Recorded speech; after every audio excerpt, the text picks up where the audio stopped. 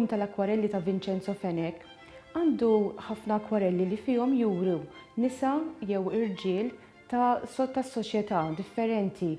Per eżempju, hawnhekk għandna mara nobbli ovvjament li tista' tingħaraf mill-ambjent tal-kamra li qiegħda fih u anke mill-ħwejjeġ li liebsa. Il-moda ta' dak iż-żmien għalkemm kienet turi li kienu jafu x'kienet il-moda Ewropea ma kienx timxi eżatt mal-moda ta' dak iż-żmien. Pereżempju, karatteristika tipika Maltija hija l-velu li għandha fuq rasha.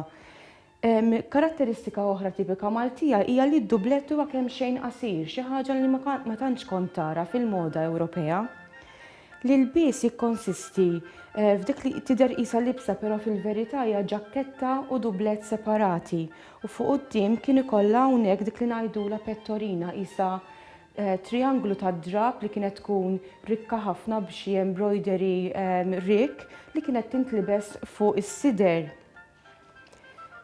Interessanti ħafna wkoll naraw li dawn in-nisa kienu jilbsu l-parrokka kif kien moda ta' dak iż-żmien, parrokka li tidher kważi qisu xahar imqanfet, però dana kien vera moda lejn l-aħħar snin tas-seklu 17.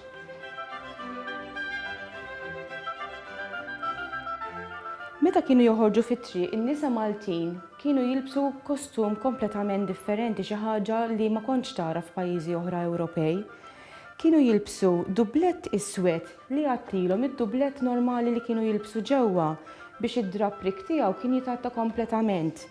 Kien ikollok ħiel li huma libsin libsa rikka għaliex kien jibqa' jidher il-bodies tagħhom, il-kurpett u anki din il-pettorina li kienet tiddekora il-parti ta' quddiem tas-sider.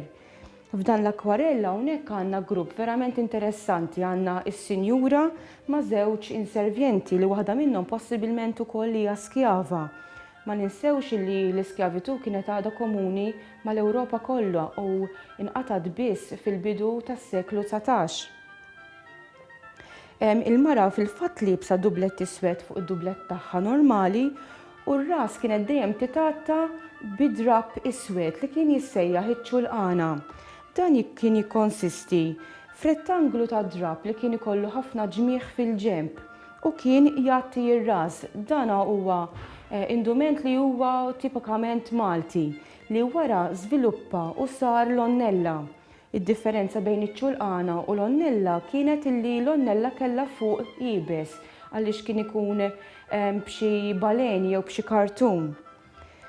F'dan l-akwarell naraw kif il-moda inbidlet mill-istil ta' 1780 għal bidu tal-perjodu Ingliż bejn wieħed u ieħor 1830 u naraw li l-istil huwa kompletament differenti, il-kmiem huma ħafna iżjed kbar, ix-xar huwa differenti u l-istil tal-qmiż huwa wkoll kompletament differenti, però xorta s-sinjura għadha qed tilbes id-dublett l-iswed fuq id-dublett normali u għandha iċ-ċulqana fuq rasha.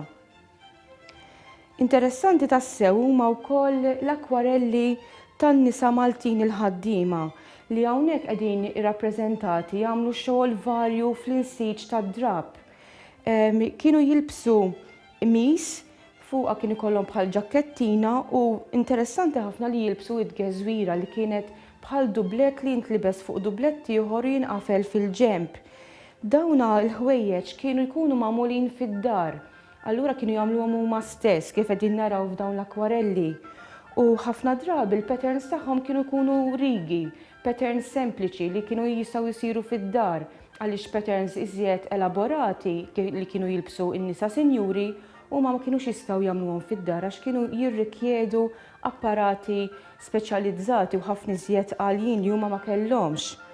Għalhekk insibuhom qed jagħmlu l-ħajt, qegħdin jinżġu u qegħdin jipproduċu l-ilbiesi li għandhom fuqhom huma stess.